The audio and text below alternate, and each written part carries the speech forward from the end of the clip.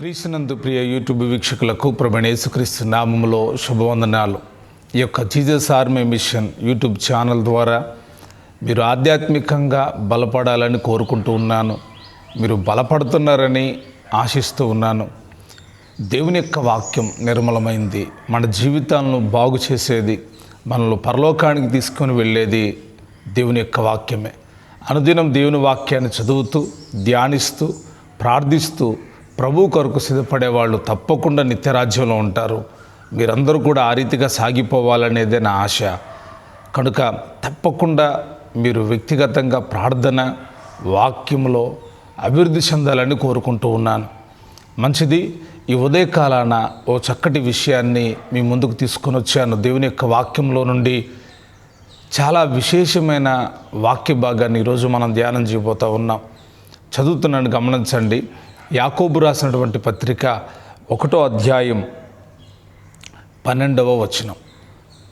శోధనను సహించువాడు ధన్యుడు, అతడు శోధనకు నిలిచిన వాడై ప్రభు తన్ను ప్రేమించు వారికి వాగ్దానం చేసిన జీవ కిరీటము పొందును. యాకోబు గారు దేవుని యొక్క సంఘానికి అనగా క్రీస్తు సంఘానికి మూల స్తంభమై ఉన్నాడు. సంఘానికి ఓ పెద్దగా, అపోస్తుల్లో ఒక పెద్దగా యాకోబు గారు మనకు కనబడుతూ ఉన్నాడు. సంఘం ప్రారంభించబడిన ఆ మొదటి శతాబ్దంలో యాకోబు గారు సంఘానికి పెద్దగా ఉన్నారు. ఈయన రాసినటువంటి ఈ పత్రికలో చాలా అమూల్యమైనటువంటి సంగతులు ఉన్నాయి. విశ్వాసాన్ని గురించి రాస్తూ ఉన్నాడు, వాక్యం గురించి రాస్తూ ఉన్నాడు. మనం ఎలా నడుచుకోవాలో, మనం ఎలా జీవించాలో తెలియజేస్తూ ఉన్నాడు. సంఘపు పెద్ద చేయాల్సిన పనేంటో, విశ్వాసి చేయాల్సిన పనేంటో యాకోబు రాసిన పత్రికలో మనం చదవచ్చు. యాకోబు గారి ద్వారా పరిశుద్ధాత్ముడు పలికిన మాటని మనం చదివాం.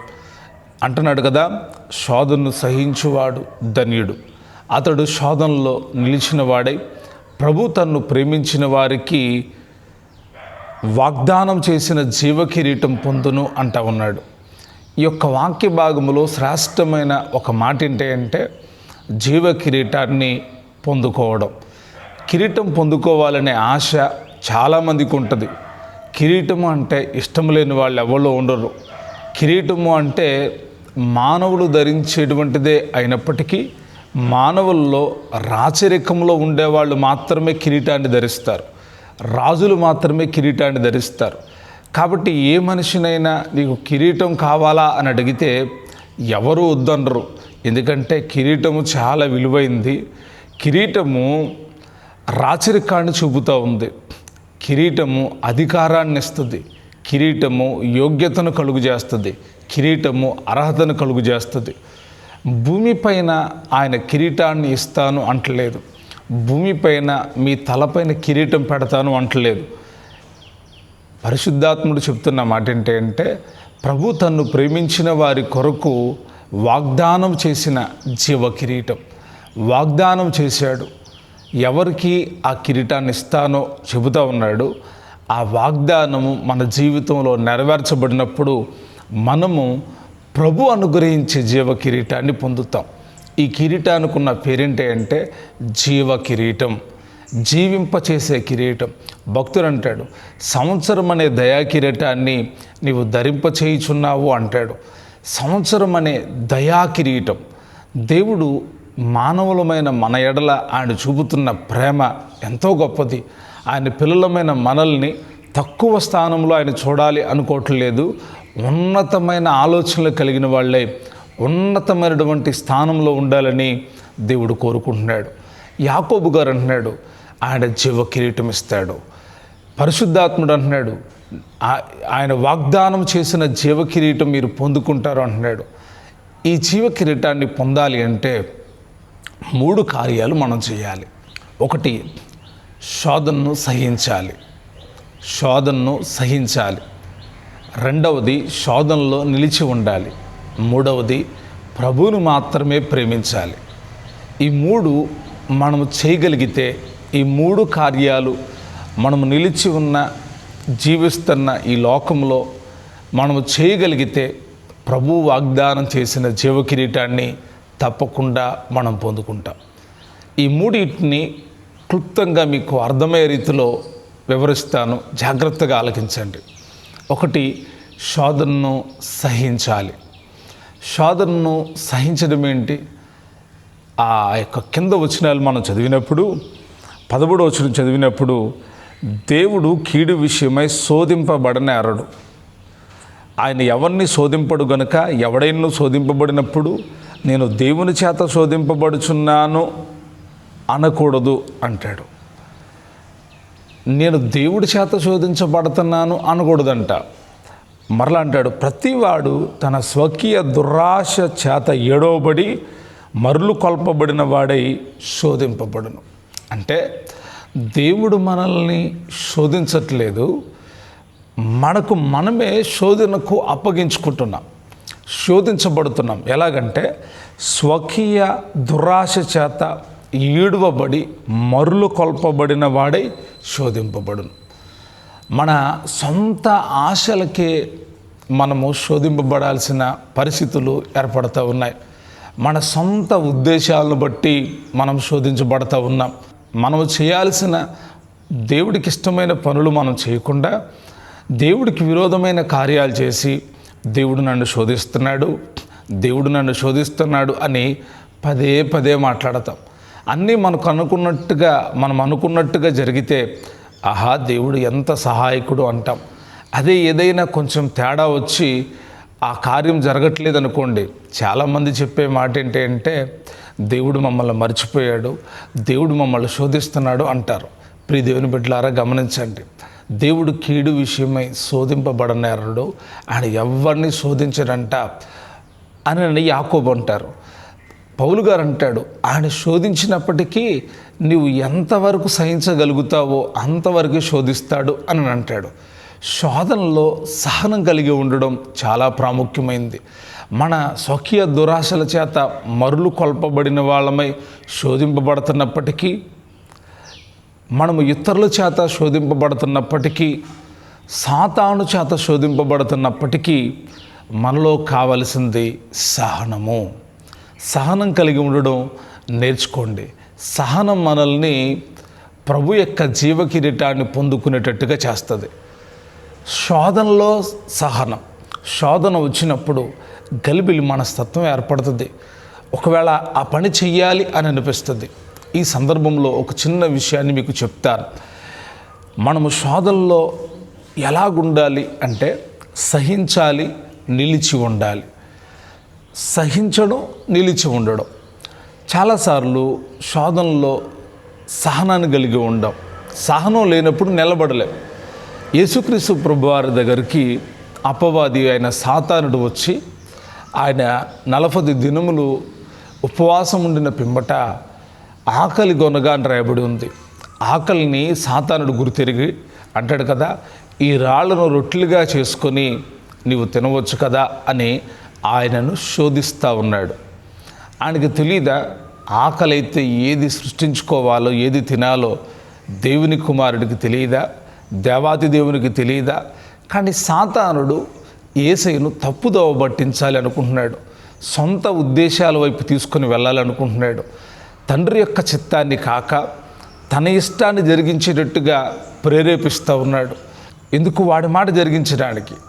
శోధనలో ఎలాగోలా పడగొట్టేయాలి. మనకు తెలియకుండానే చాలాసార్లు మనం ఇలాగే శోధించబడతాం. శోధించబడినప్పుడు మనం నిలబడగలుగుతున్నామా? యేసయ్య సాతానా నన్ను శోధించుకు అనే మాట వెంటనే అనలేదు. 3వసారి నన్ను శోధింపవలదని చెప్పాడు. మొదట శోధించినప్పుడు ఆయన తిరిగి ఒక మాట చెప్పాడు, మనుషులు రొట్టె వలన మాత్రము కాదు కానీ దేవుని నోట నుండి వచ్చు ప్రతి మాట వలన జీవించనని నీకు తెలీదా? వాక్యములు అలా రాయబడి ఉంది కదా అని అనగానే సాతానుడు నోరు మూసి మరొక పథకాన్ని ప్రారంభించాడు. ఇలా 3 సార్లు యేసయ్యను శోధించాడు.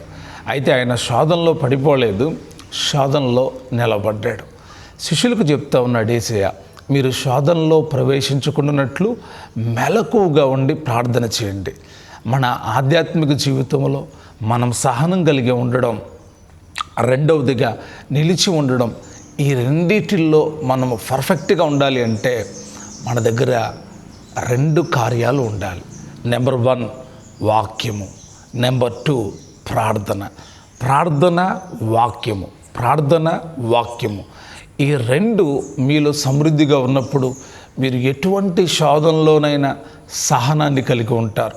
మీరు మీ స్వకీయ దురాశల చేత శోధింపబడుతున్నా, సాతానుడు ఒకవేళ మిమ్మల్ని శోధిస్తూ ఉన్నా, ఇతరులు అనగా సాతానుడు ఒక్కొక్కసారి నేరుగా వాడి శోధిస్తాడు, కొన్నిసార్లు మన కుటుంబంలో ఉన్న మనుషుల ద్వారా మనల్ని శోధిస్తాడు. ఆ శోధనలో ఎవరైనా ఉండొచ్చు, పిల్లలు ఉండొచ్చు, తల్లి ఉండొచ్చు, భార్య ఉండొచ్చు, భర్త ఉండొచ్చు, తండ్రి ఉండొచ్చు, మరెవరైనా ఉండొచ్చు.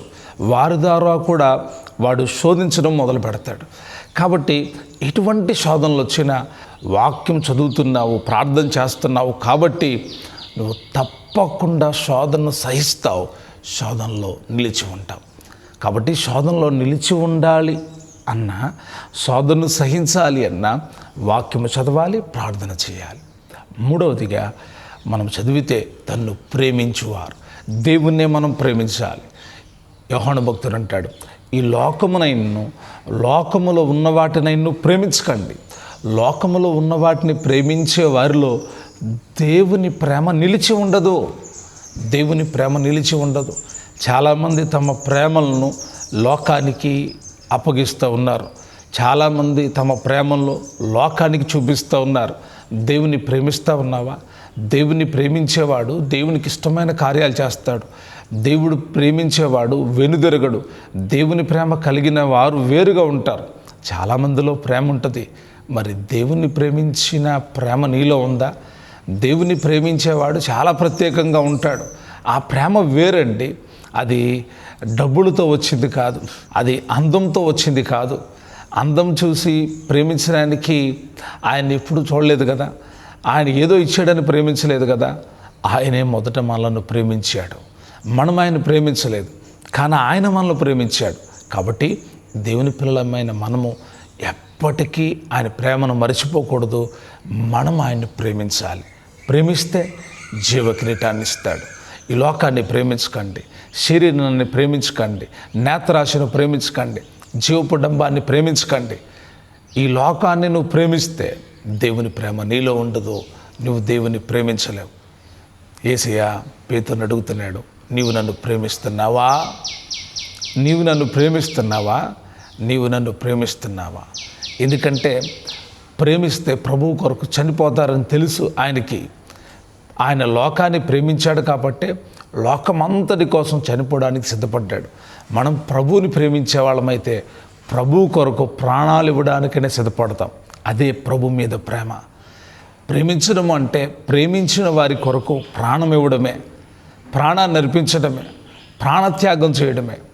మనము అంత త్యాగం చేసే వాళ్ళంగా ప్రేమిస్తున్నామా? యేసయ్య అయితే మన కొరకు తన ప్రాణాన్ని అర్పించాడు. యేసయ్య కొరకు ఎప్పుడైనా ప్రాణం త్యాగం చేయాల్సి వస్తే వెనుదిరగకుండా ఆయన కొరకు ప్రాణత్యాగం చేసేవారంగా మారుదుముగాక. ఎందుకంటే ఆయన ప్రేమిస్తే మనకు నిత్య జీవం, ఆయన ప్రేమిస్తే జీవకిరీటం దొరుకుతుంది. క్రీస్తునందు ప్రియ దేవుని బిడ్డలారా, ఈ ఉదయకాలాన్ని విన్న ఈ వాక్య సందేశం మీకు ఆశీర్వాదకరంగా ఉంటే తప్పకుండా మీరు లైక్ చేయటం మర్చిపోకండి, షేర్ చేయటం మర్చిపోకండి, సబ్స్క్రైబ్ చేసుకోవడం మర్చిపోకండి. ఇది దేవుని వాక్యం. మీరు ఒక లైక్ చేసి ప్రోత్సహిస్తే ఇంకొంతమందికి మీరు కూడా సహాయపడిన వాళ్ళు అవుతారు. మిమ్మల్ని డబ్బులు ఇచ్చి ఈ పనిని ప్రోత్సహించమంటలా, కేవలం ఒక లైక్ చేసి షేర్ చేస్తే తప్పకుండా మీరు ఈ పనిని ప్రోత్సహించిన వాళ్ళు అవుతారు. ప్రభుపేట వేడుకుంటూ ఉన్నాను, ఈ పరిచయను ప్రోత్సహించండి. ఈ మాటల ద్వారా మీ హృదయాలు బలపరచబడి శోధనను సహించి నిలిచి ప్రభువును మాత్రమే ప్రేమించి జీవకిరీటాన్ని ప్రతి ఒక్కరూ పొందుకుందురుగాక. ఈ మాటలు ప్రభు హృదయంలో ఫలింపచేయునుగాక. Thank you. God bless you.